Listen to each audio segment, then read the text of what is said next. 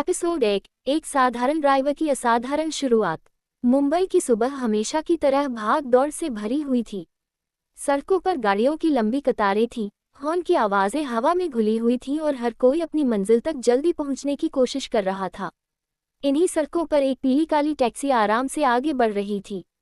Taxi चला रहा था आर्यन सिंह। सफ़ेद साधारण शर्ट, पुरानी जीन्स, आंखों में गजब का आत्मविश्वास और चेहरे पर हमेशा रहने वाली हल्की मुस्कान। उसे देखकर कोई भी यही कहता कि वह एक आम टैक्सी ड्राइवर है जो रोज मेहनत करके अपना गुजारा करता है। लेकिन कोई यह नहीं जानता था कि उसकी शांत आंखों के पीछे कई ऐसे राज दफन थे जो पूरी दुनिया बदल सकते थे। साहब, एयरपोर्ट पहुंच गए, आर्यन ने मुस्कुराते हुए कहा। सवारी ने मोबाइल से नजर उठाई, जल्दी जल्दी किराया दिया और बिना धन्यवाद कहे उतर गया। आर्यन ने बस मुस्कुराकर उसे जाते देखा। हर इंसान अपनी लड़ाई लड़ रहा है, उसने धीरे से खुद से कहा। उसी समय सड़क के किनारे एक बुजुर्ग महिला भारी सामान उठाने की कोशिश कर रही थी। लोग उनके पास से निकल रहे थे, लेकिन कोई रुक नहीं रहा था। आर्यन ने टैक्सी एक तरफ रोकी। मान जी, मैं मदद कर दूं, महिला ने मुस्कुराकर कहा। बेटा, भगवान तुम्हारा भला करे। आर्यन ने उनका सामान उठाया, उन्हें टैक्सी में बैठाया और बिना किराया लिए उनके घर तक छोड़ आया। महिला ने पैसे देने चाहे, लेकिन उसने हाथ जोड़कर मना कर दिया। आपकी दुआ ही काफी है। महिला की आंखें भर आईं। आज भी ऐसे लोग हैं दुनिया में। आर्यन सिर्फ मुस्कुराया और वापस अपनी टैक्सी लेकर निकल पड़ा। योजक चिन्ह, योजक चिन्ह, योजक चिन्ह।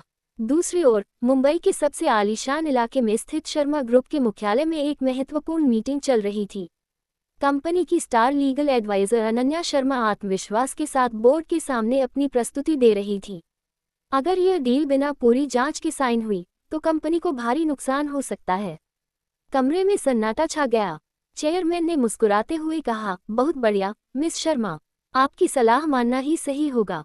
मीटिंग खत्म होते ही सबने उनकी तारीफ की, लेकिन बाहर निकलते ही उनका बड़ा भाई राघव शर्मा बोला, काम पर इतना ध्यान देती हो, अब शादी के बारे में भी सोचो। अनन्या मुस्कुराए, जब सही इंसान मिलेगा तब सोचूंगी। राघव हंस पड़ा, बस इतना ध्यान रखना, वह हमारे स्टेटस का होना चाहिए। अनन्या ने कोई जवाब नहीं दिया। योजक चिन्ह, योजक चिन्ह, योजक चिन्ह। शाम होने लगी थी। आर्यन की टैक्सी एक कैफे के बाहर रुकी। उसी समय तेज बारिश शुरू हो गई। एक लड़की छत के नीचे खड़ी कैब बुक करने की कोशिश कर रही थी, लेकिन नेटवर्क नहीं था। आर्यन ने खिड़की नीचे की। मैडम, अगर आपको कहीं जाना हो तो मैं छोड़ सकता हूँ। लड़की ने एक पल उसे देखा। वह थी अनन्या शर्मा। कुछ क्षण सोचने के बाद वह टैक्सी में बैठ गई।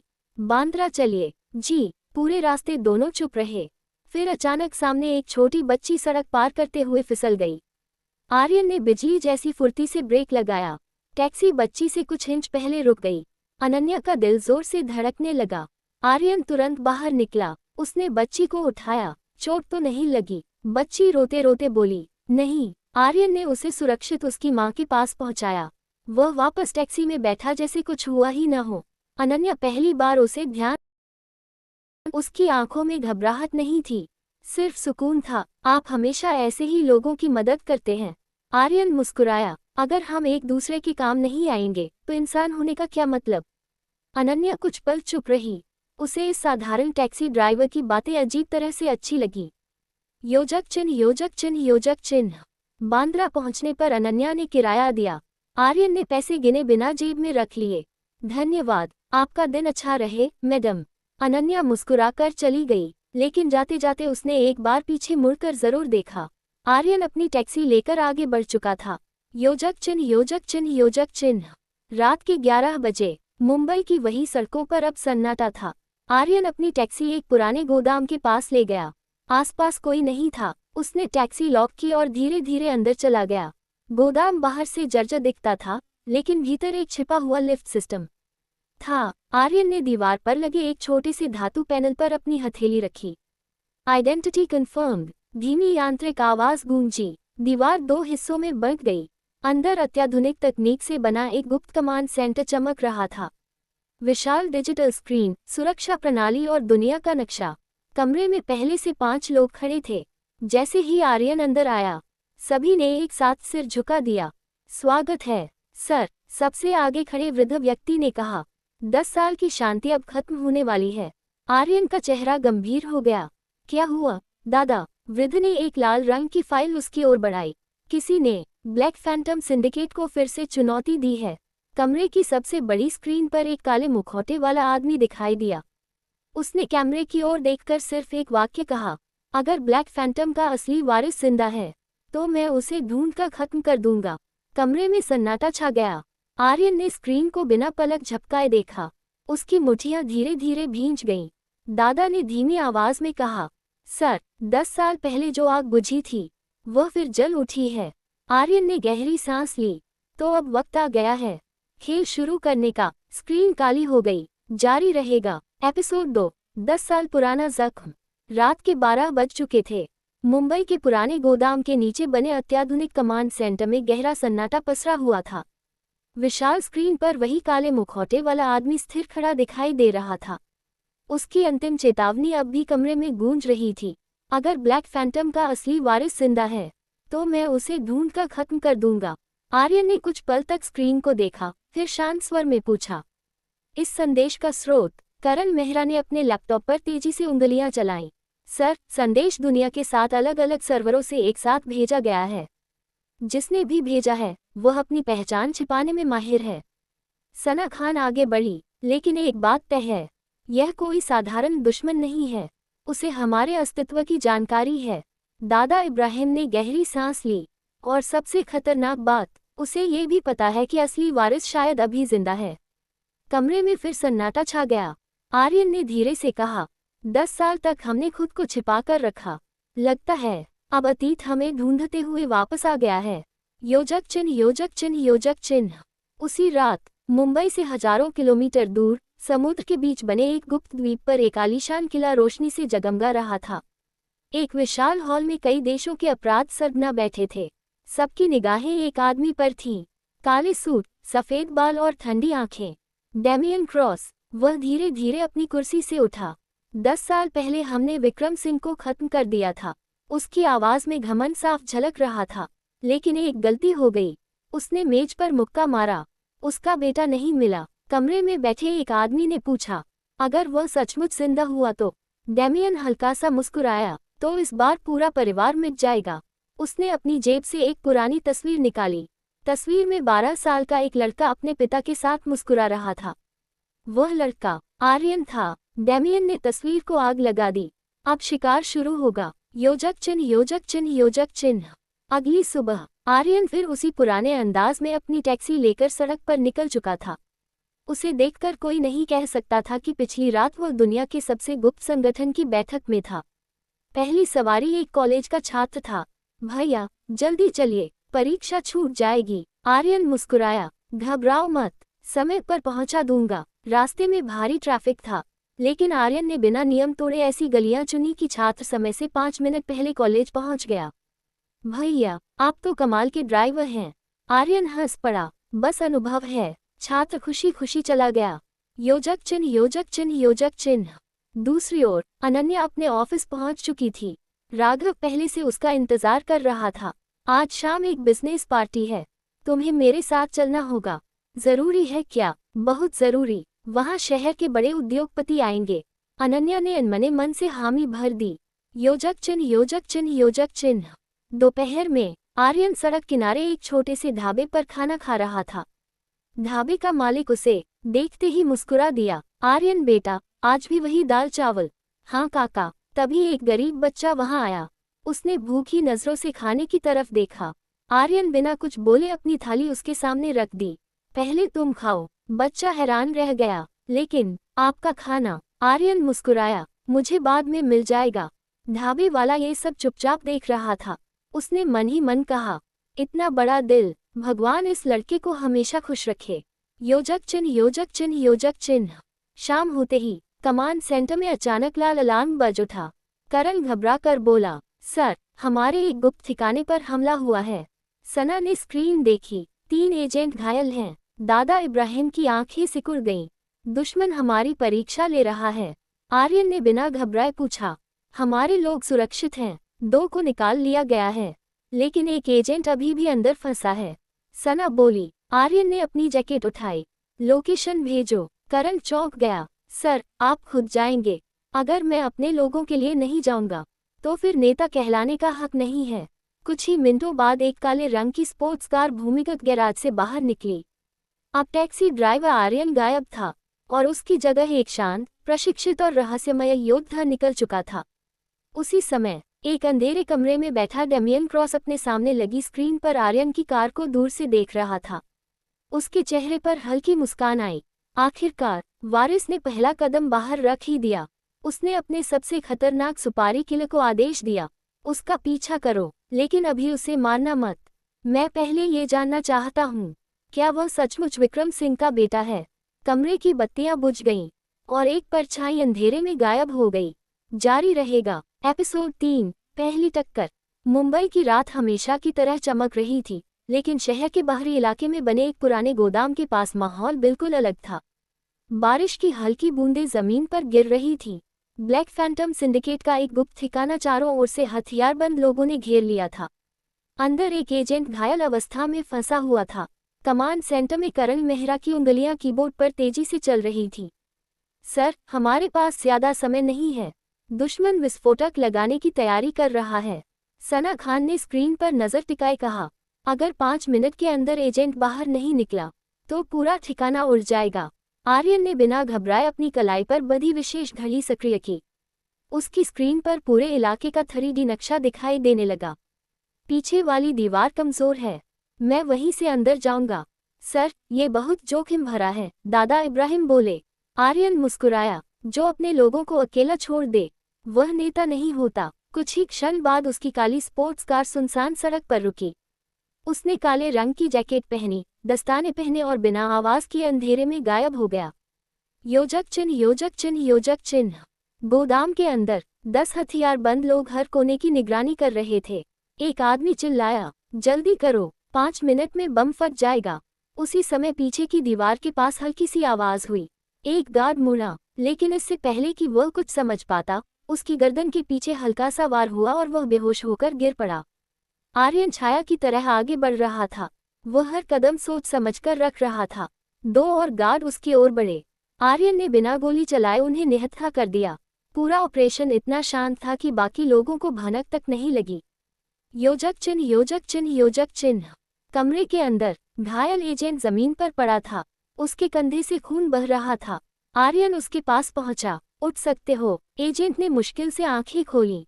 सर, बातें बाद में, पहले यहाँ से निकलते हैं। आर्यन ने उसे सहारा दिया। तभी पीछे से आवाज आई, वहीं रुक जाओ। 4 हथियारबंद लोग सामने खड़े थे। उनमें से एक ने बंदूक सीधी आर्यन पर तान दी। हमें पता नहीं तुम कौन हो, लेकिन आज कोई जिंदा नहीं जाएगा। आर्यन शांत खड़ा रहा। उसने घायल एजेंट को धीरे से दीवार के सहारे बैठाया। फिर बोला, मैं आखिरी बार कह रहा हूँ, रास्ते से हट जाओ। वे लोग हंस पड़े। अगले ही पल पूरा कमरा बिजली की गति से, हरकतों से भर गया। आर्यन ने पहले आदमी की बंदूक नीचे धकेली, दूसरे के हाथ से हथियार छीनकर दूर फेंक दिया, तीसरे को एक ही वार में गिरा दिया। चौथा गोली चलाने ही वाला था कि आर्यन ने पास पड़ी लोहे की रॉड उसकी तरफ फेंकी। बंदूक उसके हाथ से छूट गई। सिर्फ 30 सेकंड में चारों जमीन पर पड़े थे। आर्यन ने किसी की जान नहीं ली। योजक चिन्ह, योजक चिन्ह, योजक चिन्ह। कमांड सेंटर में सब सांस रोकी स्क्रीन देख रहे थे। करण ने हैरानी से कहा, सर ने फिर किसी को नहीं मारा। दादा इब्राहिम मुस्कुराए। यही फर्क है आर्यन और उसके दुश्मनों में। योजक चिन्ह, योजक चिन्ह, योजक चिन्ह। बाहर निकलते ही अचानक जोरदार धमाका हुआ। गोदाम का एक हिस्सा आग की लपटों में घिर गया। आर्यन ने घायल एजेंट को सुरक्षित दूरी तक पहुंचाया। उसी समय उसकी नज़र सामने खड़ी एक काली मोटरसाइकिल पर गई। उस पर बैठा एक आदमी काला हेलमेट पहने उन्हें देख रहा था। उसने कुछ नहीं कहा, बस अपनी जेब से एक धातु का सिक्का निकाला और जमीन पर फेंक दिया। फिर तेजी से अंधेरे में गायब हो गया। आर्यन ने सिक्का उठाया। उस पर एक अजीब सा निशान बना था, एक काली खोपड़ी जिसके पीछे फैले हुए पंख थे। दादा इब्राहिम की आवाज उसके ईयरपीस में सुनाई दी। सर, क्या हुआ? आर्यन ने सिक्के को ध्यान से देखते हुए कहा, दुश्मन हमें संदेश देकर गया है और यह संदेश युद्ध की शुरुआत है। योजक चिन्ह, योजक चिन्ह, योजक चिन्ह। उधर डेमियन क्रॉस अपने गुप्त ठिकाने में बैठा स्क्रीन पर पूरी कार्रवाई देख रहा था। उसने धीमे से ताली बजाई। कमाल, विक्रम सिंह का बेटा बिल्कुल अपने पिता की तरह लड़ता है। उसके पास खड़ा एक आदमी बोला, क्या अब उसे खत्म कर दें? डेमियन ने सिर हिलाया। नहीं, शिकार का असली मजा तब आता है जब उसे पहले उम्मीद दी जाए। उसने मेज पर रखा वही काला खोपड़ी वाला सिक्का उठाया। अब अगला वार उसकी निजी जिंदगी पर होगा। योजक चिन्ह, योजक चिन्ह, योजक चिन्ह। अगली सुबह आर्यन फिर अपनी पुरानी टैक्सी लेकर मुंबई की सड़कों पर था। उसे देखकर कोई नहीं कह सकता था कि कुछ घंटे पहले उसने एक जानलेवा मिशन पूरा किया है। उसी समय उसका फोन बजा। स्क्रीन पर अनजान नंबर चमक रहा था। हेलो। दूसरी तरफ से एक महिला की घबराई हुई आवाज आई। क्या आप टैक्सी ड्राइवर आर्यन बोल रहे हैं? जी, कृपया जल्दी सिटी हॉस्पिटल पहुंचिए। एक लड़की का एक्सीडेंट हो गया है और उसके फोन में सबसे आखिरी डायल किया गया नंबर आपका था। आर्यन का चेहरा गंभीर हो गया। उस लड़की का नाम क्या है? कुछ पल की खामोशी के बाद जवाब आया, अनन्या शर्मा। आर्यन के हाथ से फोन लगभग छूट गया। बिना एक पल गवाए उसने टैक्सी स्टॉप की और हॉस्पिटल की ओर तेजी से निकल पड़ा। जारी रहेगा। एपिसोड 4, हादसा या साजिश। मुंबई की सड़कों पर सुबह की भीड़ बढ़ चुकी थी, लेकिन आज आर्यन की टैक्सी बाकी दिनों की तरह शांत नहीं चल रही थी। उसके दिमाग में बार बार वही शब्द गूंज रहे थे, अनन्या शर्मा का एक्सीडेंट हो गया है। उसने ट्रैफिक के बीच से सावधानी से रास्ता बनाया और कुछ ही मिनटों में सिटी हॉस्पिटल पहुंच गया। जैसे ही वह इमरजेंसी वार्ड की ओर भागा, एक नर्स ने उसे रोक लिया। आप आर्यन हैं? जी। अनन्या कैसी है? उन्हें सिर पर हल्की चोट आई है, फिलहाल खतरे से बाहर हैं, लेकिन डॉक्टर उनका चेकअप कर रहे हैं। आर्यन ने राहत की सांस ली। योजक चिन्ह, योजक चिन्ह, योजक चिन्ह। कुछ देर बाद अनन्या की आंखें धीरे धीरे खुलीं। सामने सबसे पहले उसे आर्यन दिखाई दिया। आप यहाँ? आर्यन हल्का सा मुस्कुराया। हॉस्पिटल से फोन आया था। अनन्या कुछ पल उसे देखती रही। मुझे याद है, मेरी कार के सामने अचानक एक ट्रक आ गया था। मैंने ब्रेक लगाया, फिर कुछ याद नहीं। इतने में डॉक्टर अंदर आए। आप अब ठीक हैं? कुछ घंटे आराम कीजिए। डॉक्टर के जाने के बाद अनन्या ने पूछा, आपको ऑफिस नहीं जाना था? आर्यन हंस पड़ा। मैं टैक्सी ड्राइवर हूँ मैडम, एक दिन काम कम कर लूंगा तो दुनिया नहीं रुक जाएगी। अनन्या पहली बार खुलकर मुस्कुराई। धन्यवाद। योजक चिन्ह, योजक चिन्ह, योजक चिन्ह। उसी समय हॉस्पिटल के बाहर एक काली एसयूवी खड़ी थी। उसके अंदर 2 आदमी बैठे थे। एक ने दूरबीन से आर्यन को देखा। वही है। दूसरा बोला, क्या बॉस को खबर दें? हाँ, और कहो कि पहला चरण सफल रहा। एसयूवी धीरे धीरे वहां से निकल गई। उन्हें पता नहीं था, हॉस्पिटल की दूसरी मंजिल से सना खान उन्हें देख चुकी थी। उसने तुरंत अपने ईयरपीस में कहा, सर, आपकी आशंका सही थी। अनन्या का एक्सीडेंट दुर्घटना नहीं था। आर्यन की आंखें गंभीर हो गईं। उनकी गाड़ी का पूरा रिकॉर्ड निकालो। जी सर। योजक चिन्ह, योजक चिन्ह, योजक चिन्ह। दोपहर में कमांड सेंटर की बड़ी स्क्रीन पर अनन्या की कार का सीसीटीवी फुटेज चल रहा था। करण मेहरा वीडियो को बार बार रोककर देख रहा था। सर, देखिए, स्क्रीन पर साफ दिखाई दे रहा था कि ट्रक ने अचानक अपनी दिशा बदली थी। ये सामान्य दुर्घटना नहीं है, करण बोला। किसी ने जानबूझकर उनकी कार को टक्कर मारने की कोशिश की। दादा इब्राहिम ने धीमी आवाज में कहा, दुश्मन तुम्हें बाहर निकालना चाहता है। आर्यन ने स्क्रीन से नजर नहीं हटाई। या फिर उद्धरण चिन्ह ... वह अनन्या को मेरे खिलाफ हथियार बनाना चाहता है। योजक चिन्ह, योजक चिन्ह, योजक चिन्ह। शाम को राघव शर्मा गुस्से में हॉस्पिटल पहुंचा। अनन्या, तुम ठीक हो? हाँ भैया। तभी उसकी नजर आर्यन पर पड़ी। तुम यहाँ क्या कर रही हो? फोन आया था, इसलिए। राघव ने बीच में ही रोक दिया। तुम्हारी जरूरत नहीं थी। कमरे में सन्नाटा छा गया। अनन्या ने नाराज होकर कहा, भैया, इन्होंने मेरी मदद की है। लेकिन राघव का गुस्सा कम नहीं हुआ। एक टैक्सी ड्राइवर हमारी पारिवारिक बातों से दूर ही रहे तो अच्छा है। आर्यन ने बिना बहस किए सिर झुका लिया। अगर मेरी वजह से आपको असुविधा हुई हो तो माफ कीजिए। वह शांतिपूर्वक कमरे से बाहर निकल गया। अनन्या उसे जाते हुए देखती रह गई। योजक चिन्ह, योजक चिन्ह, योजक चिन्ह। हॉस्पिटल से बाहर निकलते ही आर्यन का फोन बजा। सना की आवाज आई, सर, हमने उस ट्रक ड्राइवर को ढूंढ लिया। क्या उसने कुछ बताया? नहीं। क्यों? सना कुछ क्षण चुप रही। क्योंकि किसी ने उसकी हत्या कर दी। आर्यन का चेहरा सख्त हो गया। मतलब, दुश्मन अपने सभी सबूत मिटा रहा है। योजक चिन्ह, योजक चिन्ह, योजक चिन्ह। उसी रात डेमियन क्रॉस अपने गुप्त ठिकाने में बैठा था। उसके सामने वही आदमी खड़ा था जिसने ट्रक की योजना बनाई थी। काम पूरा हुआ। जी सर। और ड्राइवर? अब वह कभी कुछ नहीं बताएगा। डेमियन मुस्कुराया। बहुत अच्छा। फिर उसकी मुस्कान अचानक गायब हो गई। लेकिन याद रखना, ये सिर्फ शुरुआत थी। उसने मेज पर रखी एक नई फाइल खोली। फाइल के पहले पन्ने पर लिखा था अनन्या शर्मा। नीचे लाल अक्षरों में केवल एक शब्द लिखा था, निगरानी। डेमियन ने धीरे से कहा, आर्यन, अगर तुम्हें बाहर लाना है तो तुम्हारे दिल के सबसे करीब पहुंचना होगा। कैमरा धीरे धीरे उस फाइल पर जूम करता है। दूसरे पन्ने पर अनन्या की कई तस्वीरें लगी थीं। स्पष्ट था, दुश्मन अब केवल आर्यन पर नहीं, उसकी जिंदगी पर हमला करने की तैयारी कर चुका था। जारी रहेगा। एपिसोड 5, पहली चेतावनी। रात के 2 बजे ब्लैक फैंटम सिंडिकेट के गुप्त कमांड सेंटर में असामान्य खामोशी थी। विशाल स्क्रीन पर अनन्या शर्मा की फाइल खुली हुई थी। उसकी हर गतिविधि, ऑफिस का समय, आने जाने का रास्ता और हाल की दुर्घटना से जुड़ी जानकारी सामने दिखाई दे रही थी। आर्यन स्क्रीन को ध्यान से देख रहा था। करण, क्या पता चला? करण मेहरा ने गहरी सांस ली। सर, पिछले 3 दिनों से एक ही काली एसयूवी अनन्या मैडम का पीछा कर रही थी। हर बार उसका नंबर प्लेट बदल दिया जाता था। सना खान ने दूसरी स्क्रीन पर कुछ तस्वीरें दिखाईं। और ये देखिए, तस्वीरों में वही 2 आदमी दिखाई दे रहे थे जो अस्पताल के बाहर खड़े थे। हमने इनके चेहरे पहचानने की कोशिश की, लेकिन दोनों की पहचान किसी सरकारी रिकॉर्ड में नहीं है। दादा इब्राहिम गंभीर स्वर में बोले, इसका मतलब साफ है, डेमियन अब सीधे हमला नहीं करेगा। पहले वह तुम्हारी सबसे बड़ी कमजोरी तलाशेगा। आर्यन ने शांत आवाज में कहा, अनन्या को कुछ नहीं होना चाहिए। आज से उसकी सुरक्षा हमारी प्राथमिकता होगी। योजक चिन्ह, योजक चिन्ह, योजक चिन्ह। अगली सुबह अनन्या अस्पताल से छुट्टी लेकर अपने ऑफिस पहुंची। ऑफिस में सभी लोग उसका हाल पूछ रहे थे। राघव भी वहीं खड़ा था। मैंने तुम्हारे लिए नया ड्राइवर रखा है, अब तुम अकेले कहीं नहीं जाओगी। अनन्या ने मुस्कुराकर कहा, भैया, मैं ठीक हूँ, इतनी चिंता मत कीजिए। ये चिंता नहीं, जिम्मेदारी है। उसी समय बाहर सड़क पर अपनी टैक्सी में बैठा आर्यन दूर से ये सब देख रहा था। वह किसी पर नजर रख रहा था, या शायद किसी को बचा रहा था। योजक चिन्ह, योजक चिन्ह, योजक चिन्ह। दोपहर एक आलीशान होटल में राघव शर्मा की बिजनेस मीटिंग चल रही थी। अनन्या भी उसके साथ थी। उन्हें बिल्कुल पता नहीं था कि होटल की छत पर दूरबीन लगाए एक आदमी उनकी हर हरकत देख रहा है। उसने अपने ईयरपीस में कहा, टारगेट अंदर पहुंच चुका है। दूसरी तरफ से आवाज आए, हमला मत करना, आज सिर्फ एक संदेश देना है।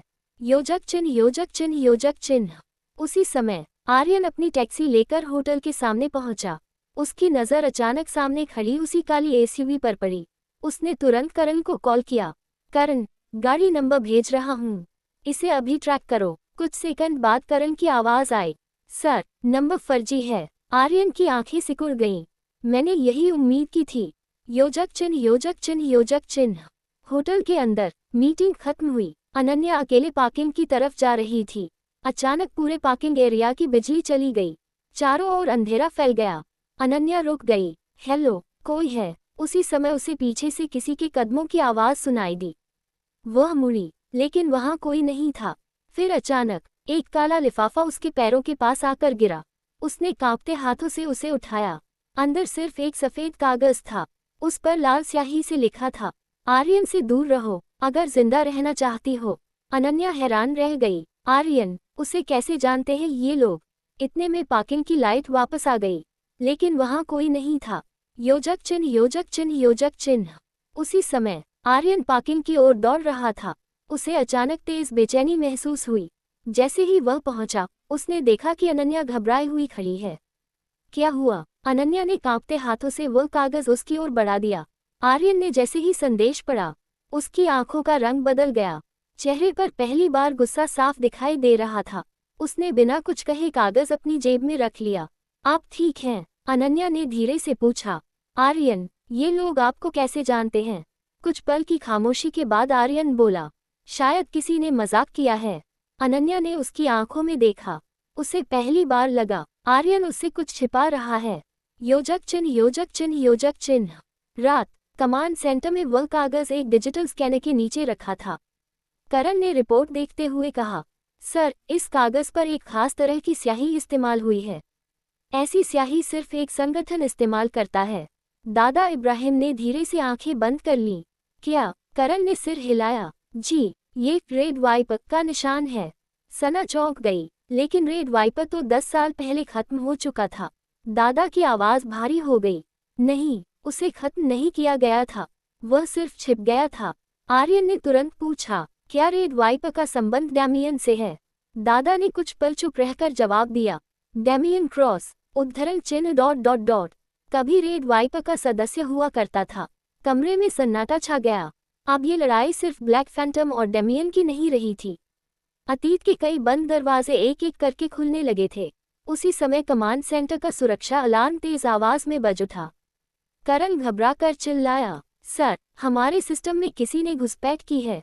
विशाल स्क्रीन पर अचानक एक काले मुखौटे वाला चेहरा दिखाई दिया। वह धीमे से हंसा और बोला, स्वागत है आर्यन सिंह, अब तुम्हारा हर राज एक एक करके दुनिया के सामने आएगा। स्क्रीन अचानक काली हो गई। आर्यन ने अपनी मुठियां भींच लीं। उसे समझ आ चुका था, दुश्मन अब सिर्फ हमला नहीं कर रहा, वह युद्ध का ऐलान कर चुका था। जारी रहेगा।